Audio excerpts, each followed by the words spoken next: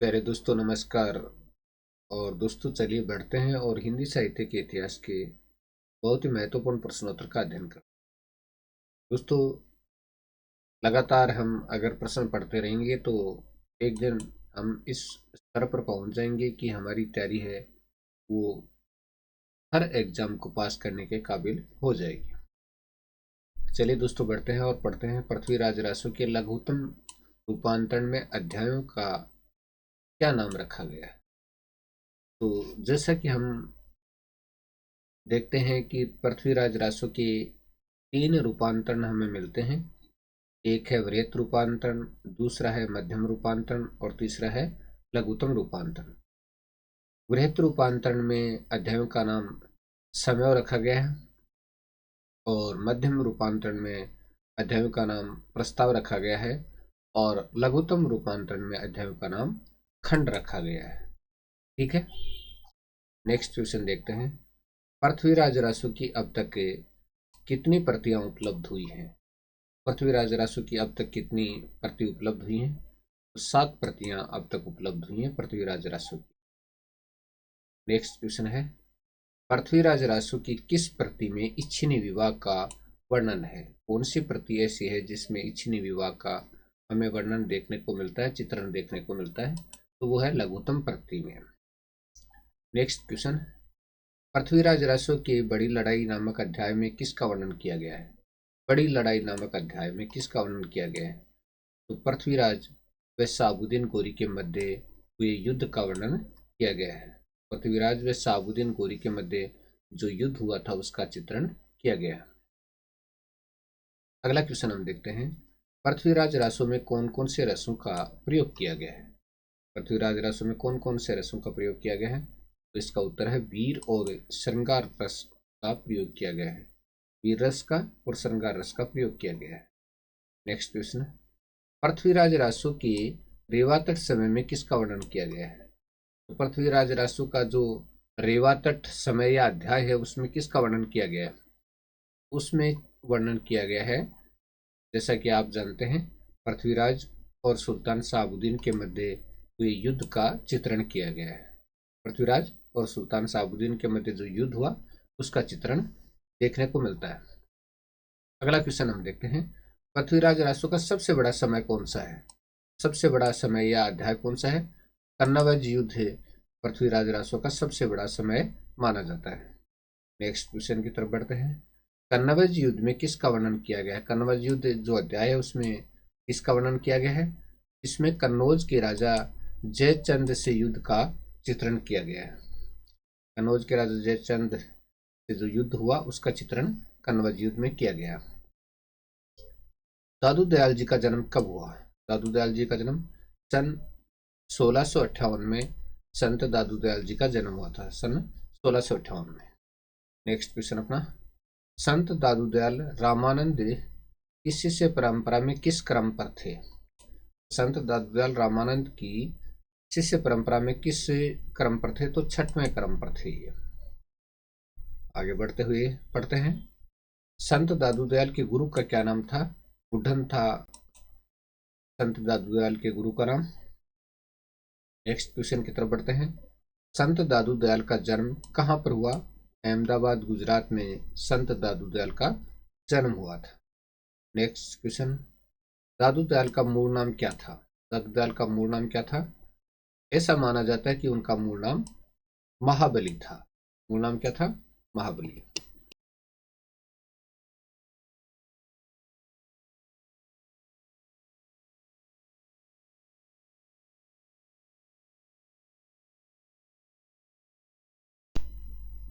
चलिए आगे बढ़ते हैं और पढ़ते हैं, राजस्थान में दादू दयाल ने अपना जीवन कहाँ पर व्यतीत किया? कहाँ पर अपना जीवन व्यतीत किया था दादू दयाल जी ने? तो राजस्थान में दादू दयाल जी ने अपना जीवन नारायणा, जिसको नराना भी कहते हैं, और भराना नामक स्थान पर जीवन व्यतीत किया था। नराना और भराना। नेक्स्ट क्वेश्चन, दादू दयाल के शिष्यों के कितने पीठ माने जाते हैं? दादू दयाल के शिष्यों के कितने पीठ माने जाते हैं? तो इसका उत्तर बहुत ही सिंपल है, 52 सिद्ध पीठ माने जाते हैं, 52 सिद्ध पीठ। नेक्स्ट क्वेश्चन आपकी स्क्रीन पर, दादू दयाल के कितने शिष्य थे? 52 शिष्य थे दादू दयाल के। तो दादू दयाल के शिष्य कितने थे? 52 शिष्य थे और उन्हीं के 52 सिद्ध पीठ माने जाते हैं। नेक्स्ट, दादूपंथी जब गृहस्थाश्रम स्वीकार करते हैं तब वे क्या कहलाते हैं? दादूपंथी जब गृहस्थाश्रम स्वीकार करते हैं तब क्या कहलाते हैं? सेवक कहलाते हैं। अगला, कबीर के गुरु का क्या नाम था? तो कबीर के गुरु का नाम रामानंद था। बहुत ही सिंपल सा प्रश्न। कबीर का जन्म कब हुआ? कबीर का जन्म, उत्तर आपके सामने है। कबीर का जन्म विक्रम संवत 1455 में अर्थात सन 1398 में हुआ था। विक्रम संवत 1455 में और सन देखें तो 1398 में हुआ था।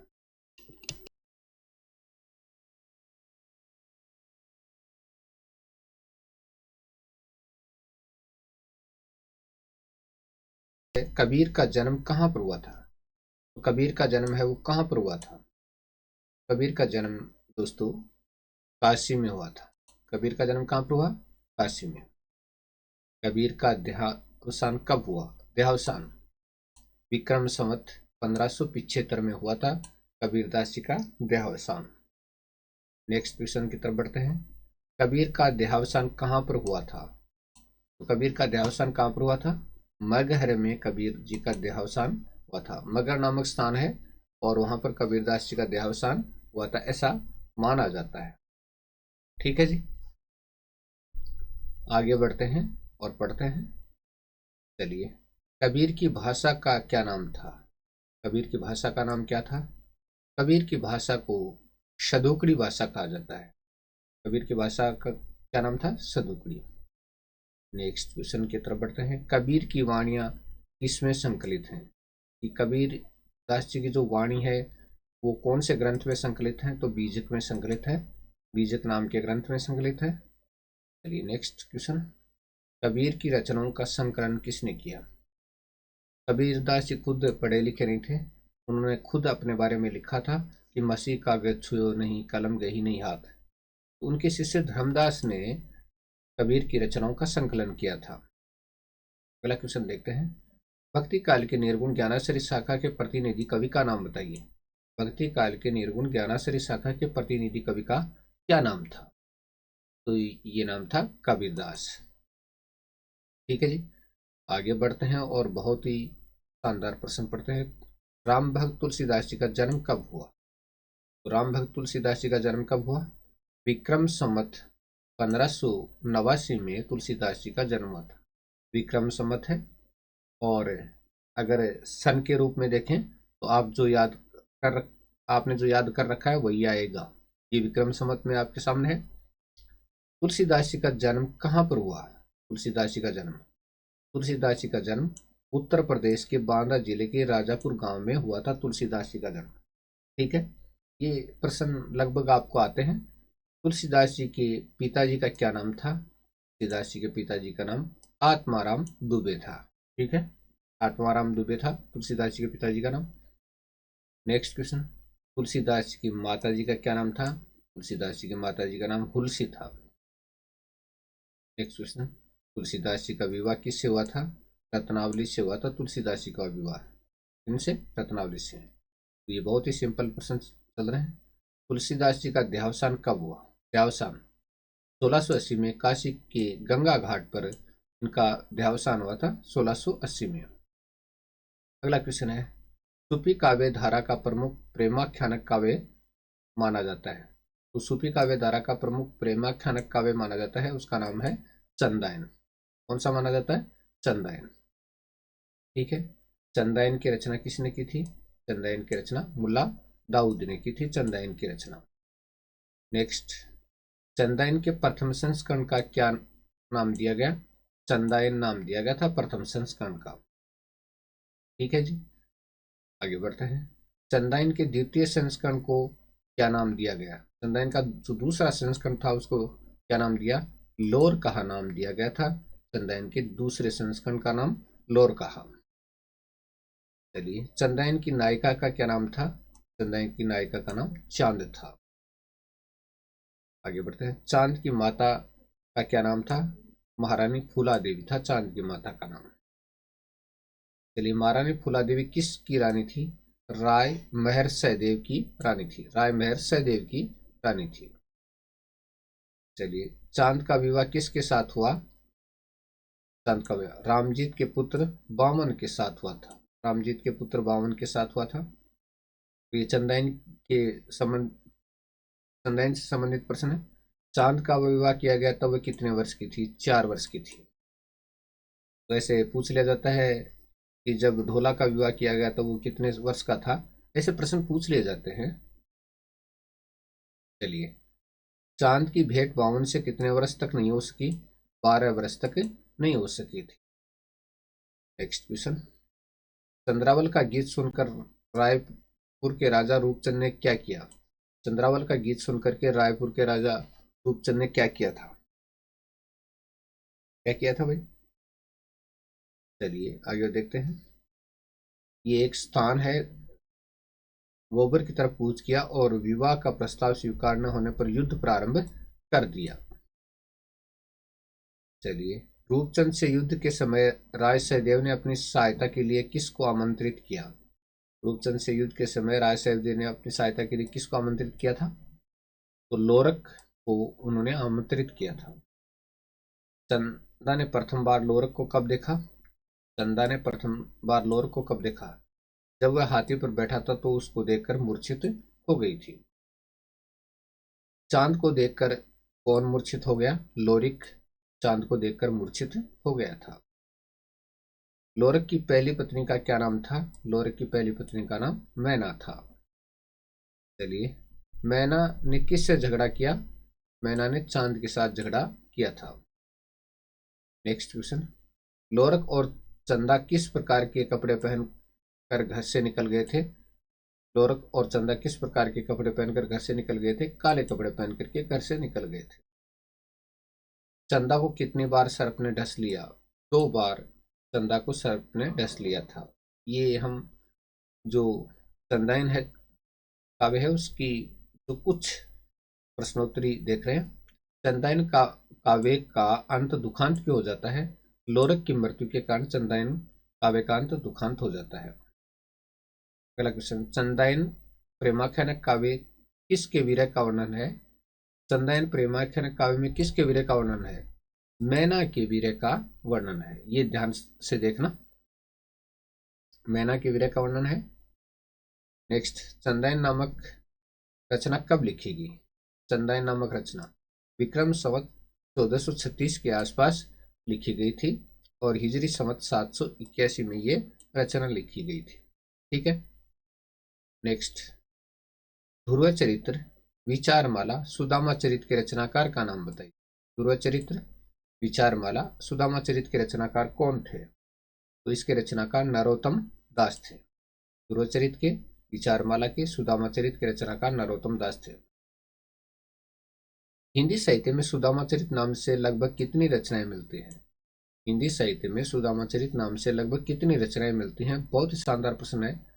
तो देखिए उत्तर इसका 10 रचनाएं मिलती हैं जो समय समय पर विभिन्न कवियों द्वारा रचित हैं। एक ही नाम की 10 रचनाएं हैं, लेकिन सबसे लोकप्रिय नरोत्तम दास स्वामी द्वारा रचित सुदामा चरित्र है।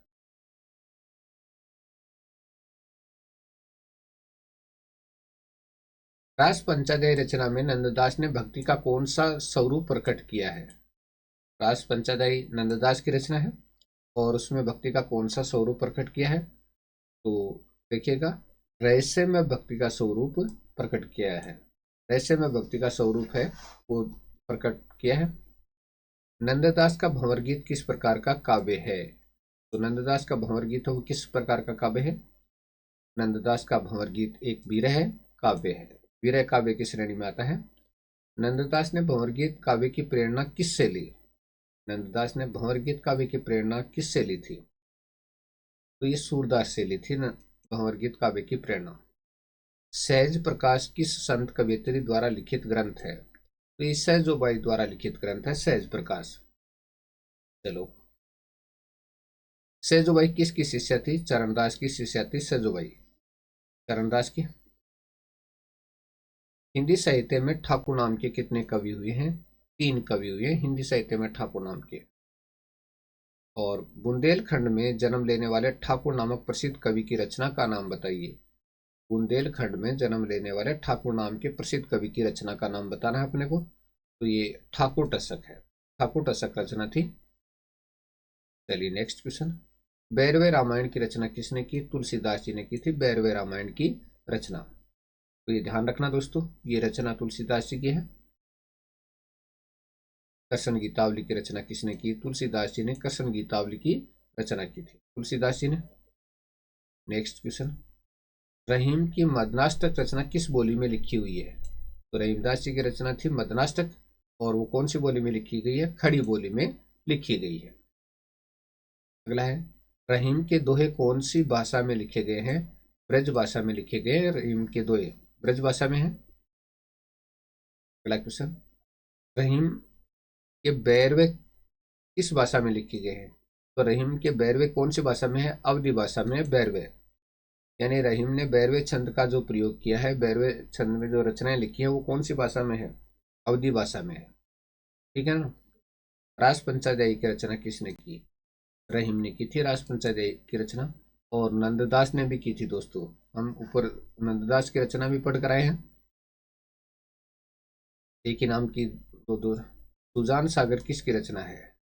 गणानंद की रचना है। सही है या गलत है कमेंट कीजिएगा। सुजान सागर किसकी रचना है? गणानंद की या देव की? देव की रचना का नाम भी है।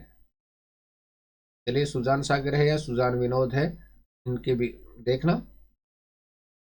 आप पर छोड़ रहा हूं मैं प्रश्न। सुजान सागर गणानंद की। कोकसार किसकी रचना है? कोकसार, कोकसार किसकी रचना है? तो गणानंद की रचना है कोकसार। और सुजान हित प्रबंध किसकी रचना है? गणानंद की रचना है। सुजान हित प्रबंध गणानंद की। चलिए, गणानंद कवित किसकी रचना है? गणानंद कवित गणानंद की रचना है। और आप देख रहे हैं भास्कर बीरबल सिंह चैनल आपके सामने। ये मेरे चैनल का नाम है। तो आप चाहो तो लाइक कर सकते हो, सब्सक्राइब कर सकते हो, कमेंट कर सकते हो, नहीं करो तो कुछ भी मत करो, बस देख लो। गणानंद रीतिकाल की किस काव्यधारा के कवि थे? तो रीतिमुक्त काव्यधारा के कवि थे गणानंद। गणानंद रीतिकाल की किस काव्यधारा के कवि थे? तो रीतिमुक्त काव्यधारा के कवि थे। चलिए आगे सुनो, सुजान विनोद किसकी रचना है? ये देव की रचना है दोस्तों, सुजान विनोद।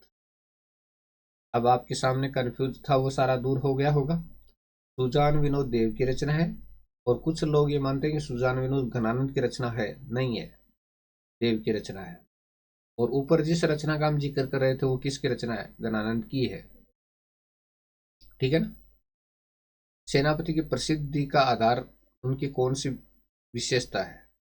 सेनापति की प्रसिद्धि का आधार उनकी कौन सी विशेषता है? ऋतु वर्णन उनकी प्रसिद्धि का आधार है। ठीक है। अगला क्वेश्चन, काव्य कल्पद्रुम किसकी रचना है? काव्य कल्पद्रुम सेनापति की रचना है। काव्य कल्पद्रुम किन की रचना है? सेनापति। ठीक है, आगे चलते हैं। सेनापति किस भाषा के कवि थे? ब्रज भाषा के कवि थे सेनापति, ब्रज भाषा के। पद्माकर का वास्तविक नाम क्या था? प्यारेलाल था। पद्माकर का वास्तविक नाम क्या था? प्यारेलाल। चलिए, हिम्मत बहादुर विरुदावली किसकी रचना है? पद्माकर की रचना है हिम्मत बहादुर विरुदावली, पद्माकर की। जयद्रथवध किसकी रचना है? मैथिली गुप्त जी की रचना है जयद्रथवध। चलिए, मैथिली गुप्त की पंचवटी नामक रचना किसके लिए प्रसिद्ध है? पंचवटी नामक रचना प्रकृति सौंदर्य के लिए प्रसिद्ध है, मैथिली गुप्त की पंचवटी रचना। मैथिली गुप्त जी का साकेत किस प्रकार का काव्य है? साकेत, आपने उनके साकेत महाकाव्य के कुछ अंश पढ़े भी होंगे। तो ये प्रबंधात्मक महाकाव्य है, प्रबंधात्मक महाकाव्य। नेक्स्ट है, यशोधरा नामक खंडकाव्य में मैथिली गुप्त जी ने किसका चित्रण किया है? यशोधरा नामक खंडकाव्य में मैथिली गुप्त जी ने किसका चित्रण किया है? महात्मा गौतम बुद्ध की पत्नी यशोधरा की वीरता का वर्णन किया है। यशोधरा खंडकाव्य में महात्मा गौतम बुद्ध की पत्नी यशोधरा की वीरता का वर्णन किया है। भारत की श्रेष्ठता नामक कविता के कवि का नाम बताइए। ये मैथिली गुप्त जी की कविता है। चलिए चलते चलते कुछ प्रश्न। नए पत्ते की किस रचनाकार की रचना है? सूर्यकांत त्रिपाठी निराला की रचना है नए पत्ते। अगला क्वेश्चन है, जयशंकर प्रसाद का चित्राधार नामक काव्य किस भाषा में लिखा? बहुत शानदार क्वेश्चन है दोस्तों।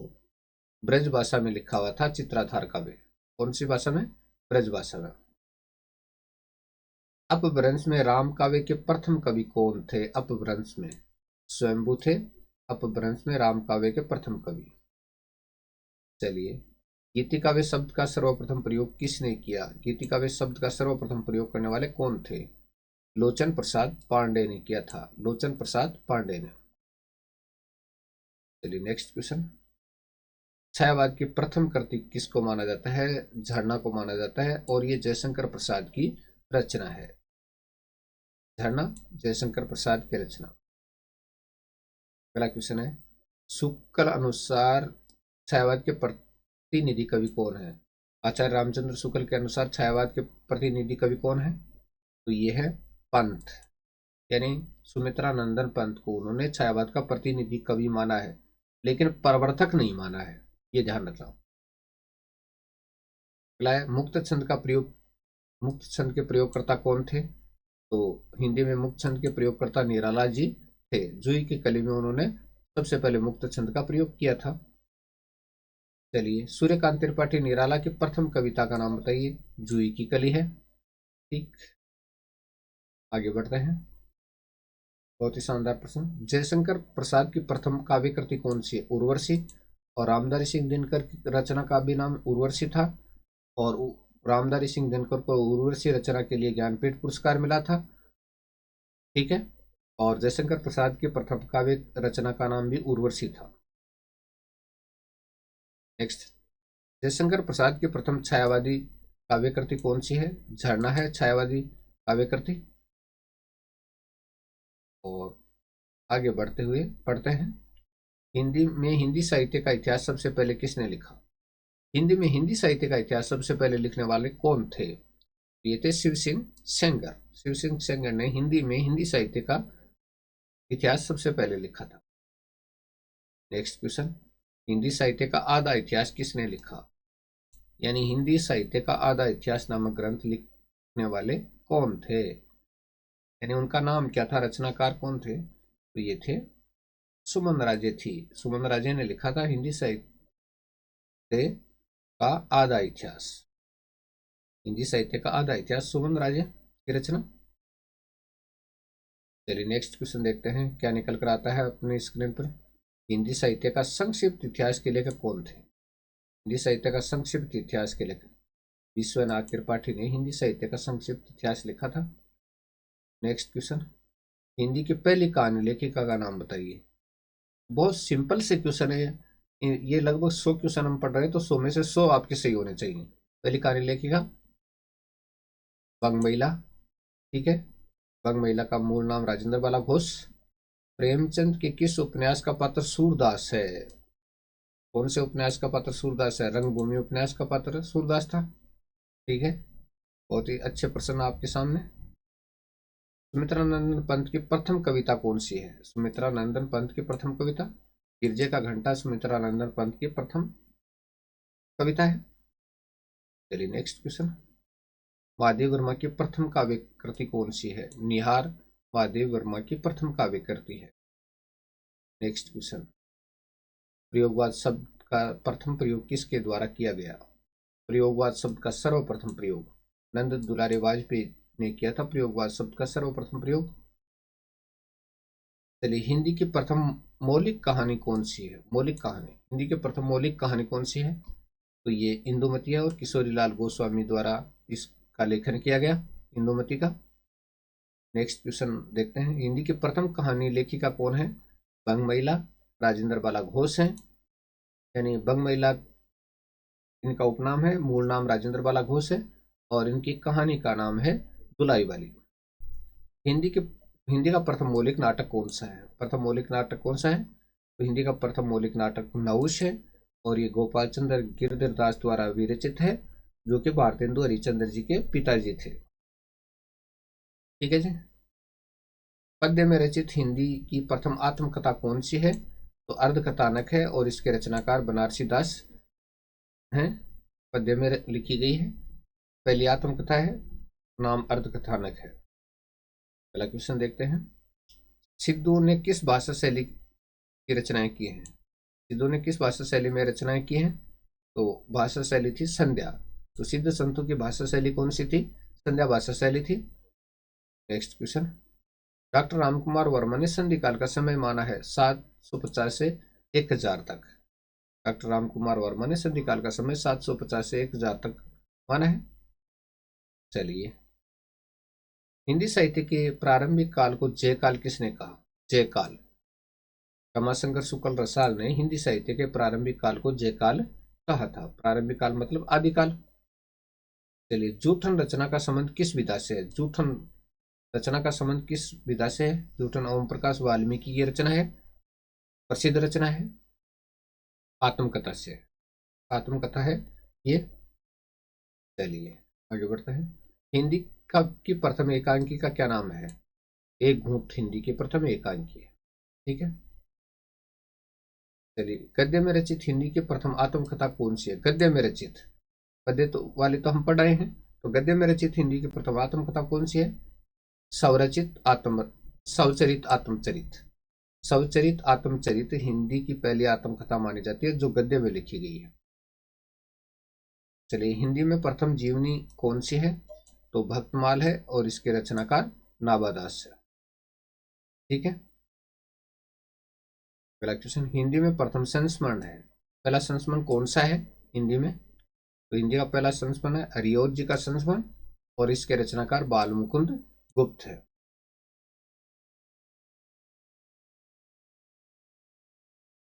नेक्स्ट, हिंदी में प्रथम रेखा चित्र कौन सा है? तो हिंदी में प्रथम रेखा चित्र पद्मपराग है। ठीक है। और अगला क्वेश्चन देखते हैं, हिंदी में प्रथम रिपोर्टाज लक्ष्मीपुरा है और इसके रचनाकार शिवदान सिंह चौहान है। नेक्स्ट क्वेश्चन क्या निकल कर आता है, हिंदी में प्रथम यात्रा वृतांत कौन सा है? लंदन यात्रा और ये श्रीमती हरदेवी की रचना है। नेक्स्ट क्वेश्चन, गर्दिश के दिन आत्मकथा के लेखक कौन है? कमलेश्वर की रचना है। गर्दिश के दिन आत्मकथा किन की रचना है? कमलेश्वर की रचना है। चलिए नेक्स्ट क्वेश्चन, पुष्टि मार्ग के प्रवर्तक माने जाते हैं? तो बल्वाचार्य जी को माना जाता है पुष्टि मार्ग का प्रवर्तक। तो दोस्तों, आज का वीडियो आपको कैसा लगा? अच्छा लगा या नहीं लगा? खैर, कमेंट तो आप करते नहीं है। एक आध मेरा जो साथी है वो कमेंट करता है, लेकिन कमेंट में बहनें अग्रणी हैं, बहनें ज़्यादा कमेंट करती हैं। भाई मेरे बहुत ही कम कमेंट करते हैं, और कमेंट करें भी क्या, वो एक विशेषता है कि वो सोचते हैं कि मेरे को जितनी हिंदी आती है उतनी दूसरे को नहीं आती है। भाई, हिंदी का भंडार अथाह है। मैं अगर आपके सामने प्रश्न रख रहा हूँ तो मुझे भी पूरी नहीं आती है। मैं आपको कहूँ कि मुझे पूरी हिंदी का ज्ञान है तो ऐसा संभव नहीं है। यानी मैं भी किताबों से संकलन करके एक नोट्स बना करके आपके सामने प्रस्तुत करता हूँ, क्योंकि हिंदी का जो साहित्य है उसका जो भंडार है वो यानी बहुत विशाल है। दोस्तों, छोटा सा प्रयास कर रहे हैं, अगर पसंद आए तो लाइक शेयर सब्सक्राइब जो भी आप चाहो कर देना, नहीं करो तो भाई कमेंट तो कर दो यार। कमेंट तो कर दिया करो ताकि आपसे जुड़ाव बना रहे।